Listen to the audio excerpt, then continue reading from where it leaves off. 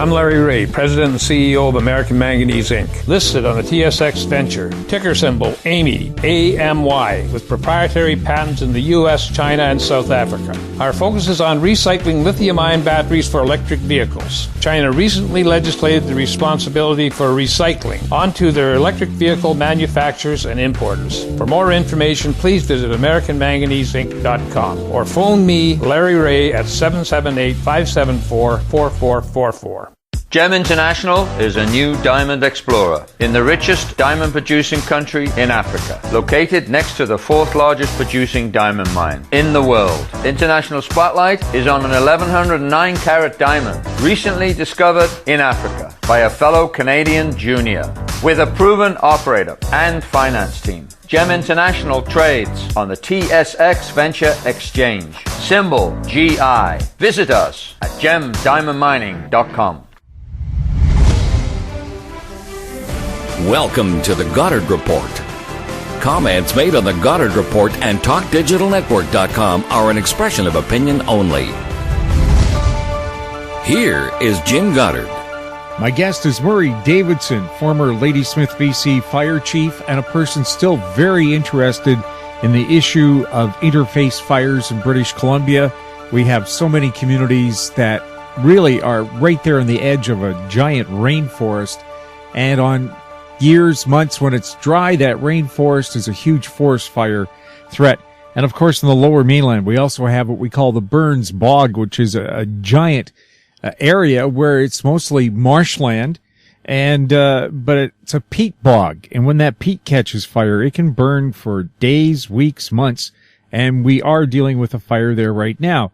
Now, Murray, you've seen the Mars water bomber, the biggest floating air tanker in the world, in action. Was this the time to call it in? Oh, definitely, without a doubt. I mean, and I think we talked about this before. That specific tool that was available to us. The earlier you have it, the earlier you can get it in, the better off you are. It packs such a volume of water that, I mean, that's when you really want to get a grip on a fire in a situation like that, you know. Getting close to the structural end of things around the industrial area there, I thought, my God, man, I'd be on that frickin' phone trying to get that plane up in the air. Just, you know, it would drive me crazy. Well, considering too that industrial area off the bog has a lot of dangerous chemicals. Yeah, exactly. I don't know. I just think that we need to, and I was talking to some of the fire chiefs. I periodically run into them, and that's one of the first questions I ask them. You know, what's your thoughts on the Mars? And I haven't heard one person say that it's a waste of money or we don't need it. They're all in favor of having it because most of them are in the interface area. That's where their departments are, you know. And so, I mean, look at Victoria. You got Bear Mountain. They're building up on the side of the hills, and we have buildings, structures going up all over the place up in the hills. And you know, in most of these places there is no water supply there. You know, you have to rely on either trucking it in by tanker, and when you're getting up on the hills, that's sometimes a huge problem. So there's more and more need for that plane all the time, and I just don't know why these people are not kind of opening their eyes. Right. Now, the Mars in one drop can put out 4 acres of fire. Mm-hmm. What kind of a difference does that make versus these little pontoon planes we see right now that drop 800 gallons? Well, yeah, it's and I've heard this that the smaller planes, when they drop their smaller loads, that by the time the loads actually get to the actual site of the fire, that most of the water's evaporated anyway. I mean, I don't know how much truth there is to that, but I've heard that a number of times since we last talked. And I mean, the volume of water that the Mars packs is just unbelievable. And I think if some people that have never watched this plane work, they would just be in awe if they had the opportunity to watch it. It just packs such a volume of water, and it just creates a whole different atmosphere, you know. Do you have any idea or theories about why governments are so reluctant to call in the Mars water bomber? It's really hard to say, Jim, and some people say it's political. And I like I said, I've been away from it for a while now, and I don't really know. I'm hoping that it's not political. So I don't know. What do you think? Well, I'm just trying to find out, why that, but also too, in emergency situations, I'm amazed at the excuses they come up with, such as in Fort McMurray, there were no suitable bodies of water to scoop water from. Well, the thing's got a range of 3,000 miles. I'm sure it could have found some water somewhere. Yeah, I find that really hard to believe. Like I said, there's those things shouldn't load water quite a distance away. And the fires, like the Boggs fire, I mean they have a lot of areas that they can load up. Being the Fraser River. Chuck. Yeah. Well, the Fraser River's right there. Right there, yeah. So you really can't take too much to bear on that topic. Now, the Mars is a very large aircraft. It costs a lot per hour to run, 20 grand an hour, I think. Yeah. Is that one of the reasons why they think, you can hire 8 of those little planes for the same amount of money? Well, I'm not really sure about that, Jim, and I don't know. I've never seen any cost breakdown on what these planes charge. I mean, we don't know, and nobody seems to have an answer for it. I'd love to find out what they charge for those the bigger Con airplanes that drop the red retardant, but nobody seems to know too much about that. Well, Colson Flying Tankers does own 2 modern Hercules aircraft that are firefighting aircraft, and they're busy in California right now. For some reason, the Canadian governments didn't feel any reason to use them here. And they're monsters. They can carry a hell of a load as well. Yeah, they, I mean, obviously the military used them for transporting heavy equipment and troops and parachutists, and they did a huge task. And for firefighting, I think they'd be a perfect tool because they're a short takeoff and landing plane. They're really good at that. They don't need a large area to operate.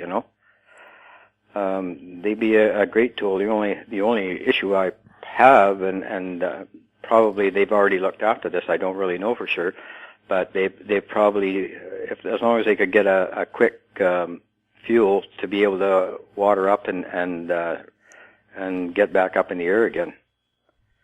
They can't scoop water like the Mars does, Right. They need an airport, but they can fly into very small airports. Yeah, but they need a large volume of water to quickly top up, But I'm sure they probably have an answer for that already. I mean, like I said, I haven't talked to Colson's or anybody about it, but I would think that they probably would.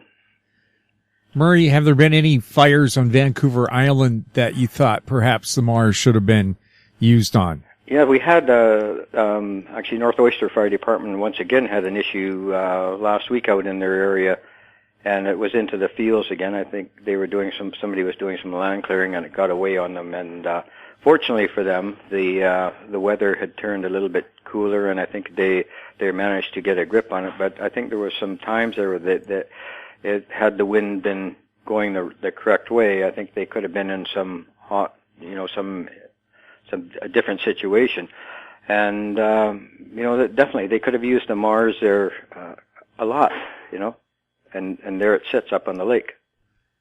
Yes, now it's going to be a tourist attraction, and as I said, the world's most expensive amusement ride for 25 grand. If you have a pilot's license, they'll teach you how to fly it and actually let you do a scoop and a dump. Do you think it should be used for something more useful? Oh, totally. I mean, that's the best tool as far as I'm concerned. That's the best tool we've ever had on the coast for fighting forest fires. And when we get into, I think we talked about the urban interface areas that we have on the island here, where the housing situation encroaching on the interface, and it's a tool that we really need to have because we're lacking a good water supply, and that's when we need to have that beast hauling our water for us. I was just going to say Vancouver Island is in a drought right now, isn't it? Mm-hmm, it is, and being able to scoop the water from the ocean like they can do. I mean, it's perfect for us. And like I said, and the volume of water that it does pack, it's huge. Now, you've seen the Mars in action. What kind of a feeling do you get as a firefighter when you see that big red and white airplane?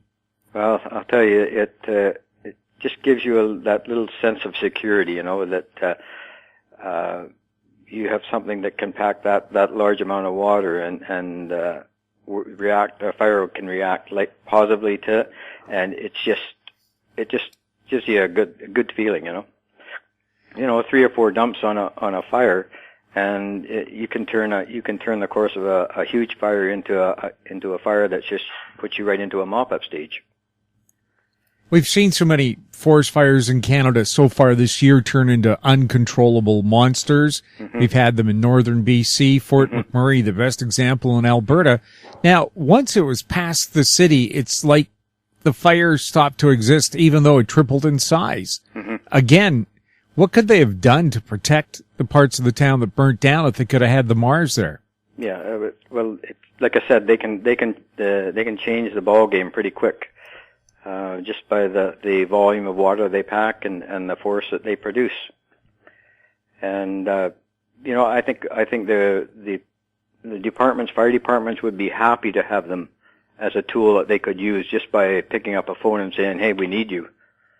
Can you get here? And, it would just be an ace in the hole.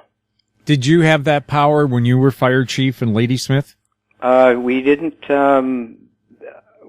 we could have had, when working in coordination with the BC Forest Service, but they were always not too willing to get the Mars involved. And for some reason or other, I don't know why, but they never really did. But we did. We got them once on the Nanaimo River fire that we had a number of years ago, and we managed to get them in. And they because we were getting a little bit concerned about the structural end of things, and the fire was getting fairly close to these houses, and it was getting towards the end of the day, and we thought that we needed to get that plane in there. And fortunately, the management, we managed to get them on our side, and so they phoned the bomber, and it was probably within an hour, and it just made the whole difference to that fire.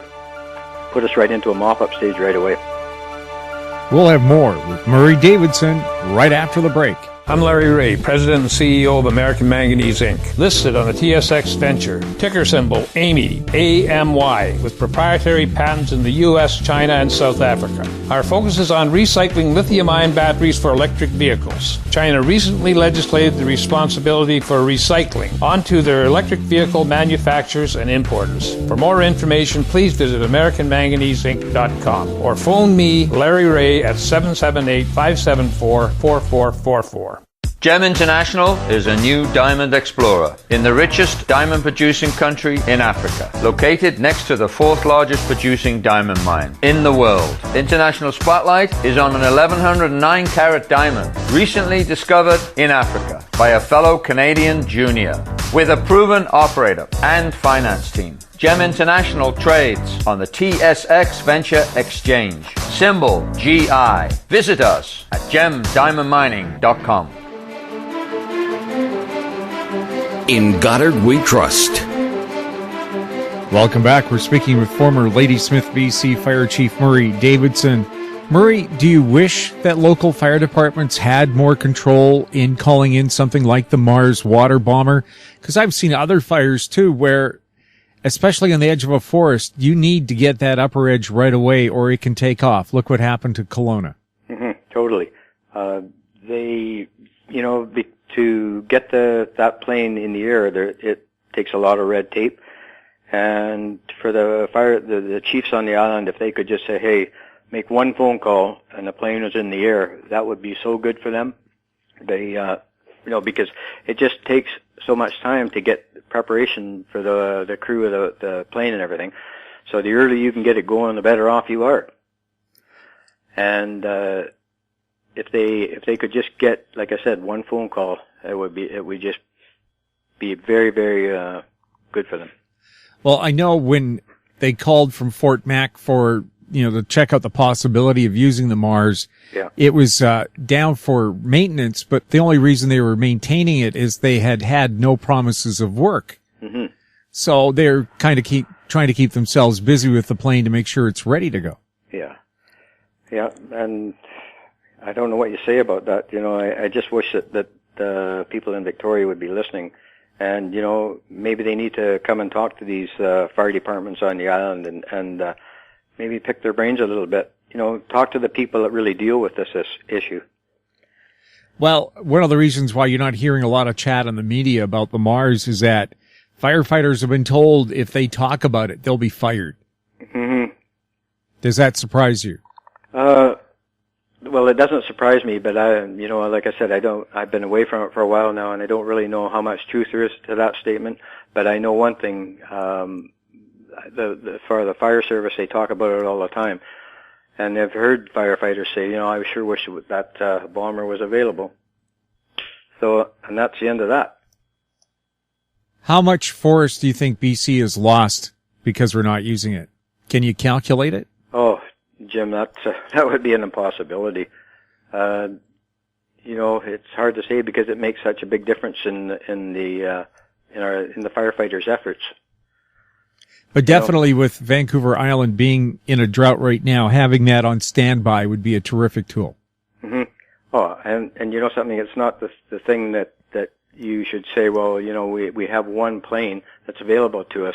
As far as I'm concerned, the government should be looking to hire more planes the same size as that, and this C-130. And of course, I was going to say Fort Mac as well. The Russians volunteered to supply some of their massive firefighting planes, and they were turned down. Mm-hmm. Why are people turning down really good help? Do you feel frustrated? Totally frustrated, and they cut the firefighting time probably in half, I would think. And I mean, that's my thoughts on it, especially the Mars, because I've seen how it works. I don't know about the C-130 because, as I said, it's relatively new and I haven't heard too much about it, but I would think it would do a fairly good job as well. But the Mars, for us, cuts the job at least in half. And, I just think having the availability and being able to get your finger on it right away and get it up in the air quickly is a big deal. Especially in the interface areas that we have on the island here. I mean, it's a great tool. Were you ever worried that it might dump on you? Because it puts down such an amount of water that somebody could be injured. They have, when they have that bird dog plane in front of them, it usually comes ahead of them, and you usually know when he's coming in for a drop, and you usually have a fair amount of warning, and plus they're in radio contact as well. So Murray, if you had your way, the Mars water bomber should be on call for fire departments, at least on Vancouver Island, because of your extreme fire risk. Yeah, 24/7. That's my thoughts on it. Do you know of anybody locally trying to get the water bomber more available? Not just off the top of my head. We have some people that have a committee going, and they're trying to address the situation with Victoria, but I don't really know what sort of success they're having. Obviously, not very much because I haven't heard too much about it. So. Well, Murray, let's hope that common sense prevails here, because even though it does cost a lot of money to run this plane, look at how much money it'll save you in the long run. Well, I think it's going to save a lot of money, and like I said, I think it cuts the operating time on fighting a fire. I think it cuts it in half. So, and I really think that we really need to have that plane flying. Murray, thank you very much for chatting with us. Anytime. My guest has been Murray Davidson, former Ladysmith, BC Fire Chief. You're listening to the Goddard Report on TalkDigitalNetwork.com. Find us on Twitter at TalkDigitalNet. Our popular YouTube channel is Talk Digital Network. Questions for the show can be emailed to info@howstreet.com. I'm Jim Goddard. Thanks for listening. Comments made on the Goddard Report and TalkDigitalNetwork.com are an expression of opinion only. The Goddard Report is available online and mobile at TalkDigitalNetwork.com. The Goddard Report is a production of How Street Media Incorporated.